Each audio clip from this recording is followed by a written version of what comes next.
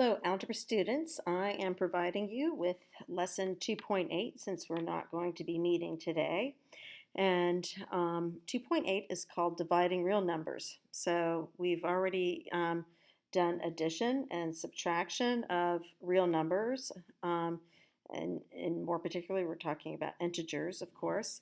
And we've also done multiplication. So now we are finally going to do division, and division is a lot like multiplication in that if you have an even number of negatives, your quotient when you're dividing, that's the answer to a division problem, will be um, positive. If you have an odd number of negatives, it will be negative.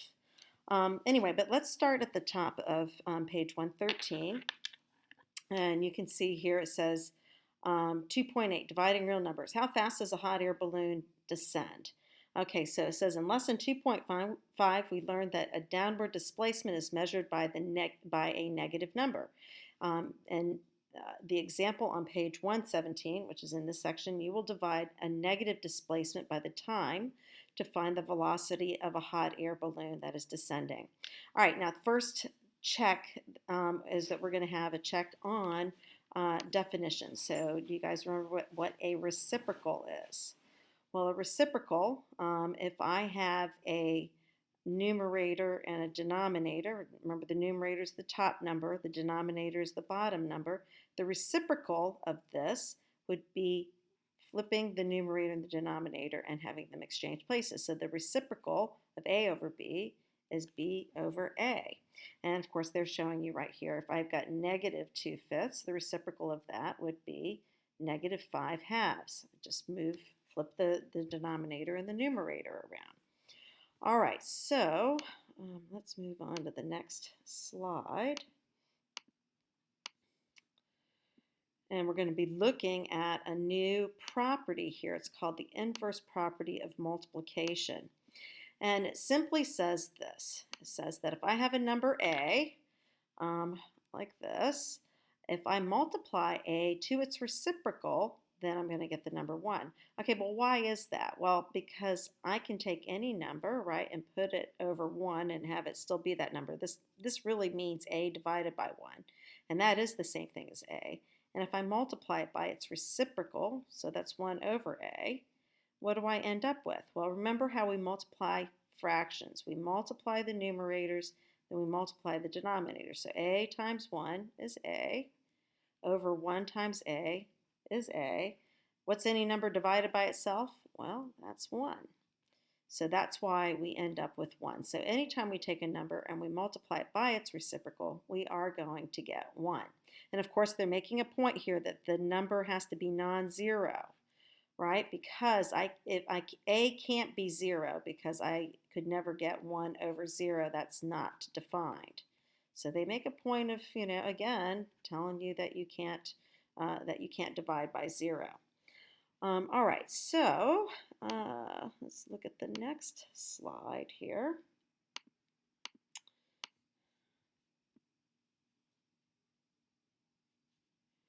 All right, so now they're going to give us the division rule. And the division rule essentially says this, that if I'm going to take and divide two numbers, dividing, and remember, the number we divide by is called the divisor.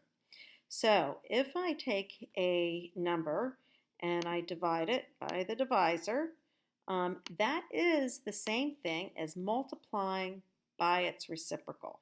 And here they're going to give you the example here. They're saying negative 1 divided by 3 is the same thing. Okay, so this is my divisor. They're saying it's the same thing as multiplying the first number by the reciprocal of the second number. So division is the same thing as multiplying by the reciprocal.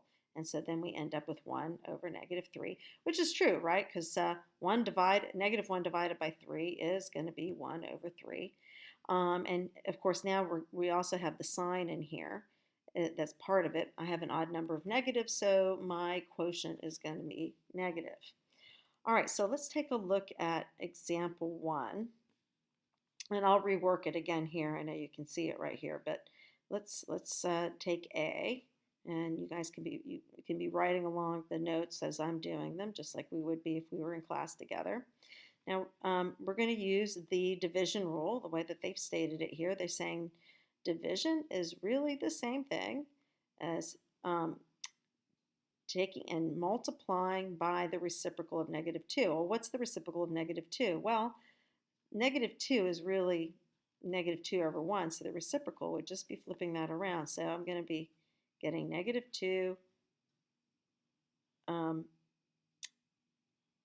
well, I'm sorry, this is division. Division by -2/1, and then it's going to be equal to 10 times 1/2, and of course that's negative.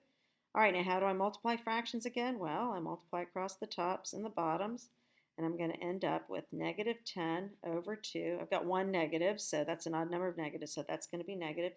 Well, what's -10 divided by 2? Well, that's going to end up being -5. All right. I got a phone call coming in. All right, let me turn that off. All right, now let's see. Let's go. Let's look at B here, and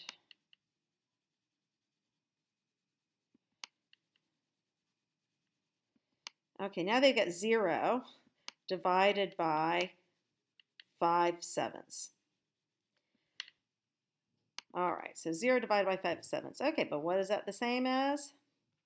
That's the same as saying that's 7 times 7/5. Of course, it's not going to matter too much because I'm multiplying by 0, but 0 times anything is 0. So we'll get 0 there. Okay, and then let's do the last one here.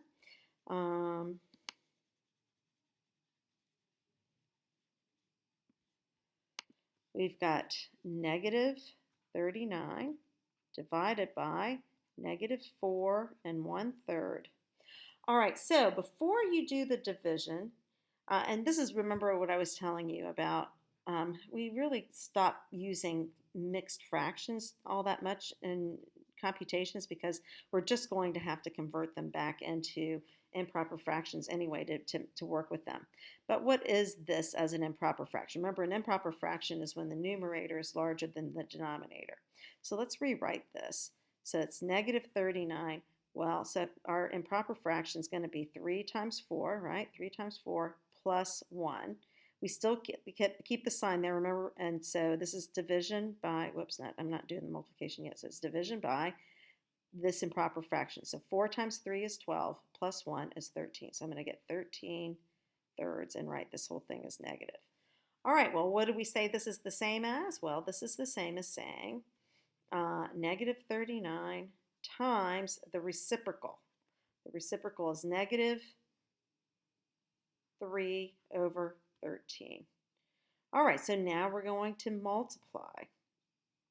And what we can do too, before we multiply, we can simplify. And we know that 13 goes into 39. 13 goes into itself once, and 13 goes into 39 3 times. All right, now, I've got a negative here. I've got a negative here when I'm multiplying. So I have an even number of negatives. So what does that mean about my product? It means my product is going to end up being positive. So what's 3 times 3? Well, that's going to be 9. So I end up with a +9. Okay, all right, so that's example 1. Let's move on to example 2.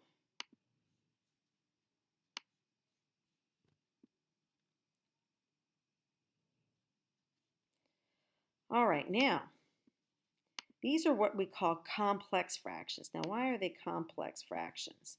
Well, they're complex because my numerator now is a fraction, okay, and here my denominator is a fraction. So if I have a fraction in either my numerator or my denominator, and sometimes you'll have them in both places, then that's called a complex fraction.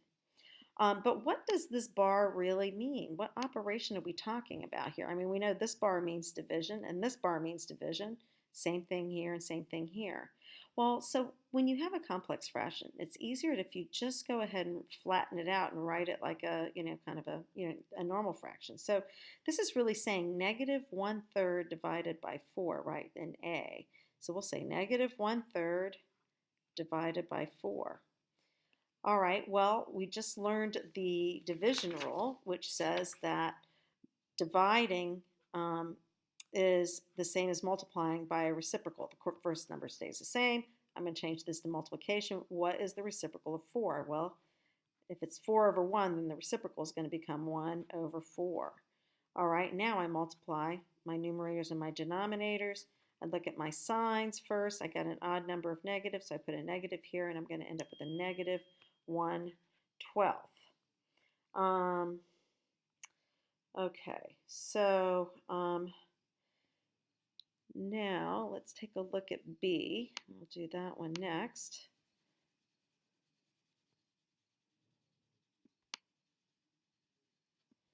All right. Okay, so what is this saying really? This is saying 1 divided by a negative 3/4, right? So 1 divided by negative 3/4. Okay, so let's use our division rule again. This is really the same thing as 1 times negative 4/3. Okay, and of course, I have an odd number of negatives and I'm multiplying by 1, so what's the result going to be? Well, negative 4/3. And of course, they're making the point here that you can take you take your answer and multiply it back here and then get get what you started from. So you can do checks on these and see that you end up in the same place. All right, so that is okay. So let's do the actually. So now looks like you have the checkpoint.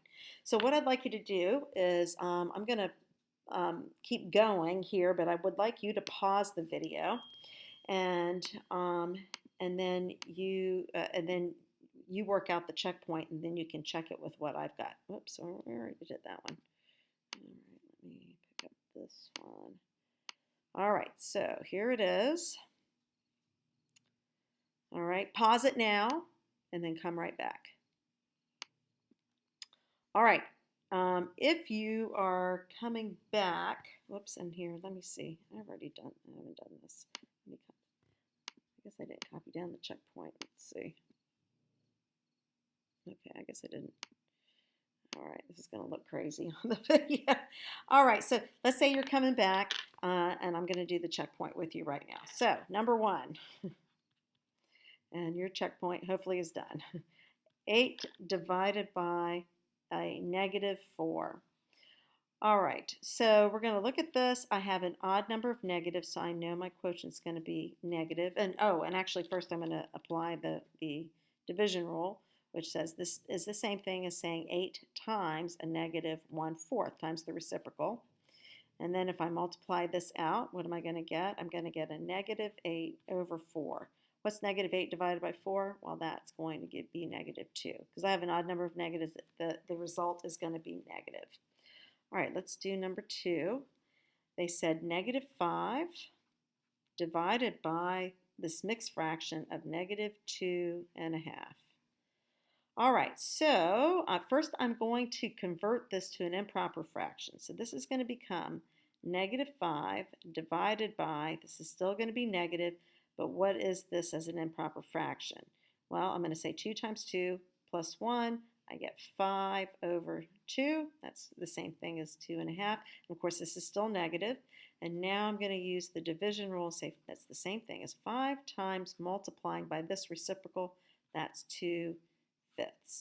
All right, now I know that I can cross simplify here, these two, because 5 goes into itself 1 time, so this is 1 and 1. So 1 times negative 2, oh, and this is negative 1. So I have an even number of negatives, so the result is going to be positive, and it's 1 times 2, and this becomes 2. And it's going to be a positive 2. So this, for this, of course, is going to be 1 times 1. That's going to be over 1. So that's still the same thing as 2. All right, now, number 3 is a complex fraction. It's written like this, negative 3/4 divided by 3. All right, so let's flatten it out because I think it's easier to look at that way. So it's really the numerator divided by the denominator here. So this is negative 3/4 divided by 3.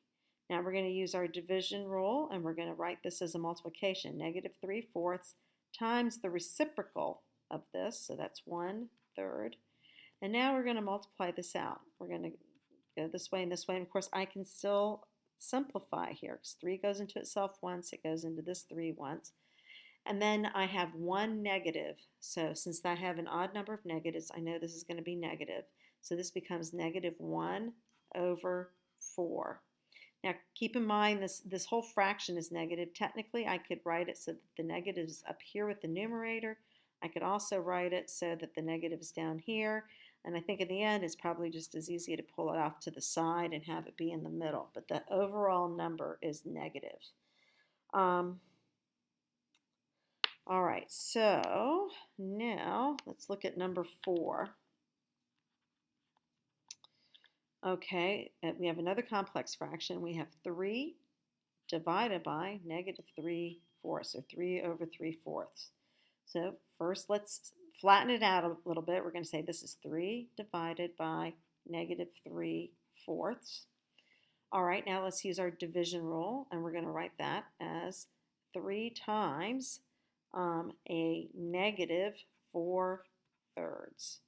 Okay, so now we're multiplying, and again, we can simplify here because 3 and 3, both of these divide out. And now I multiply across the tops and the bottoms, and I'm going to get -4/1, so that's just -4. And again, I have an odd number of negatives, so my result is going to be negative. All right, now moving along here. This lesson actually is going to go pretty quick. Okay, I think this is the right slide. If not, I will have to go pick out another one. Yes, good. All right, so it says in examples 1 and 2, notice that applying the division rule suggests, oops, and this got cut off, the following rule for finding the sign of a quotient. Okay, and so here, this is where the rules are just like the multiplication rules.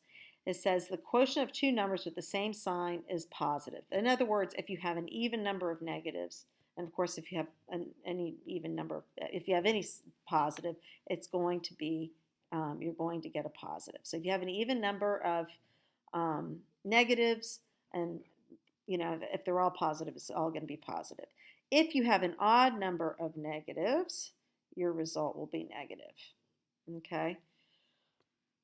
Just like the multiplication rule. All right, so now let's do example 3. All right, come on. Alrighty, oops, that seems to be, I lost control here of my whiteboard.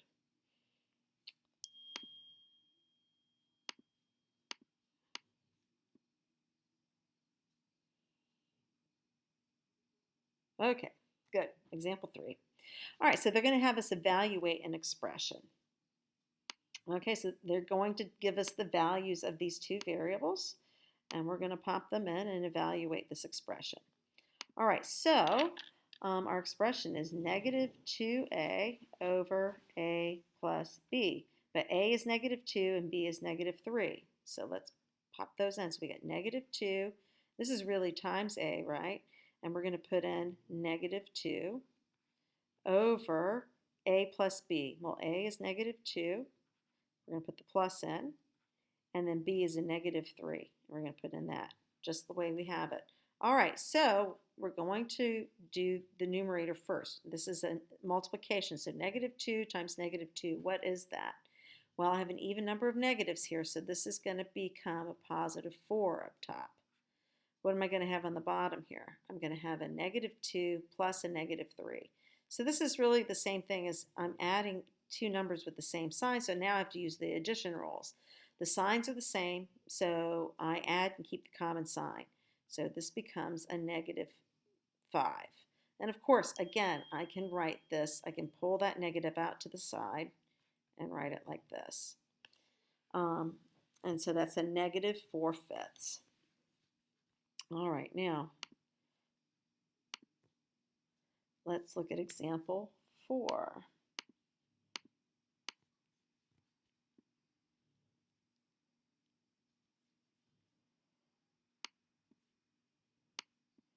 All right, so in example 4, they want us to simplify the expression. All right, so remember what we were saying. We're going to use the division rule on this. And now we have like this whole expression here in the top, and the whole thing is being divided um, by 4. Okay, so let's flatten it out a little bit. So we're going to say the numerator, and we're going to put parentheses around there because I've got 2 terms up there, and both of those terms really are technically being divided by 4. So we're saying, well, that's this. We're going to use the division rule to kind of help us out here, and we're going to say that's divided by 4.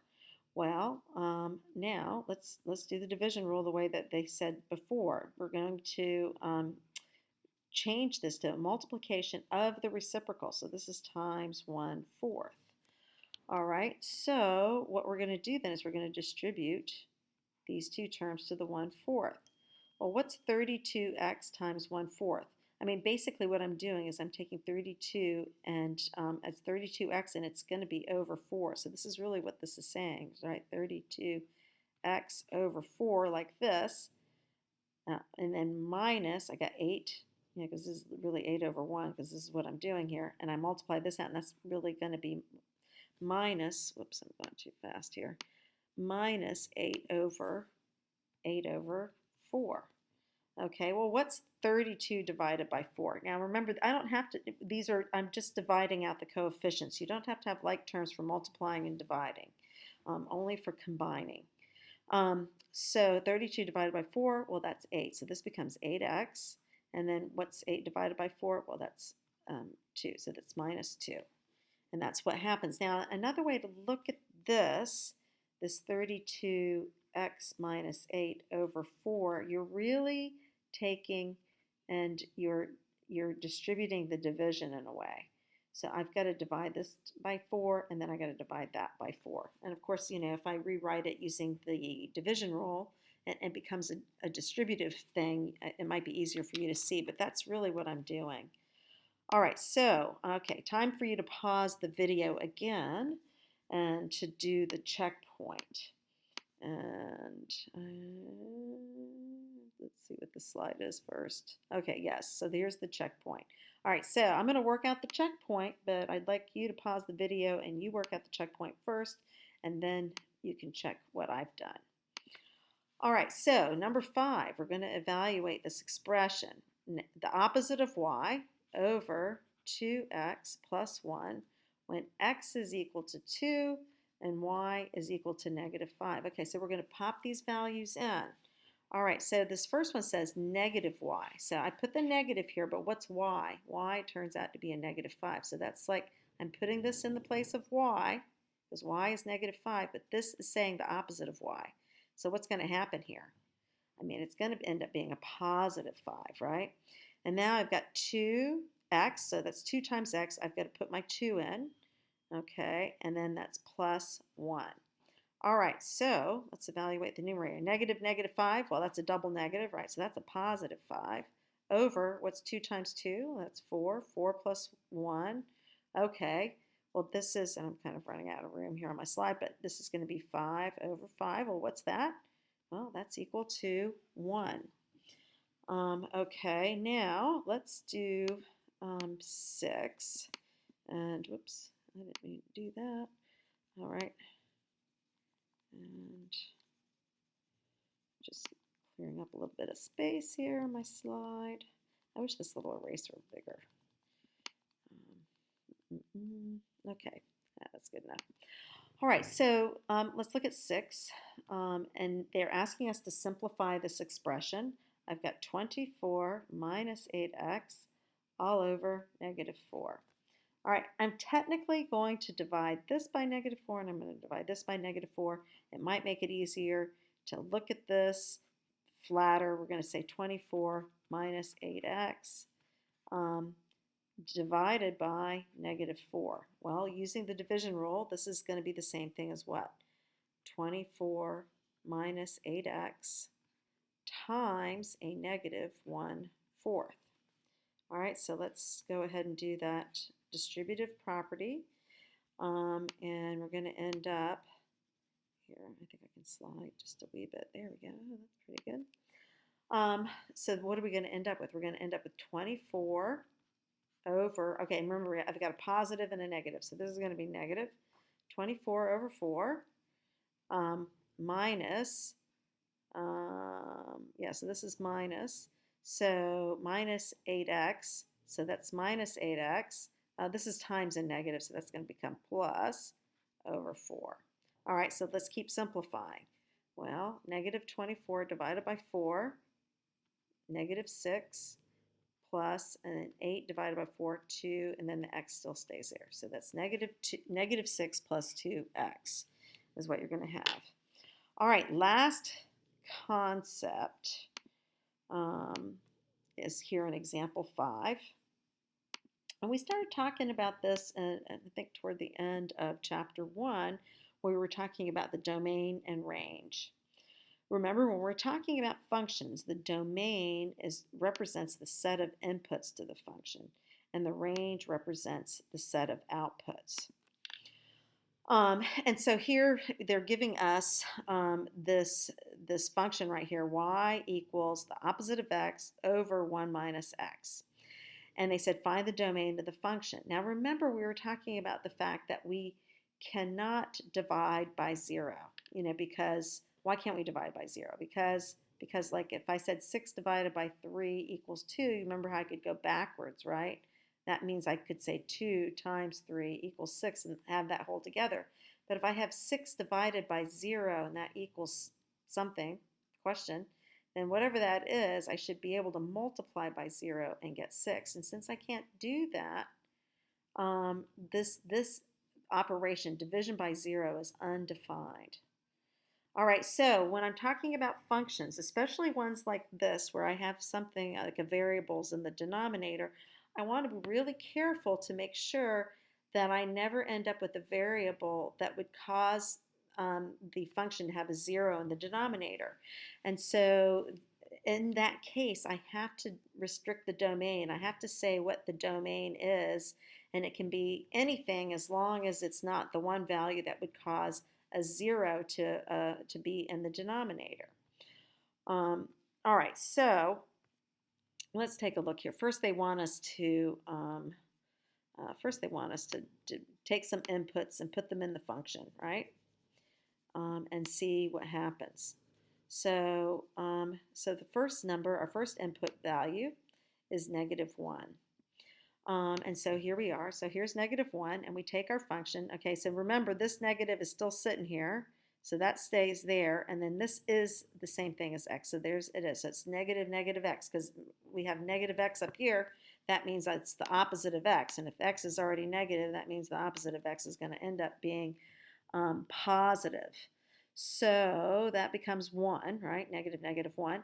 And then we'd have 1 minus, that's what this is, 1 minus, and then what's x again? Negative 1. So 1 minus a minus 1, well, that's 2. So in other words, when my input is negative 1, my output is 2. Okay, so this negative 1 is an element of the domain.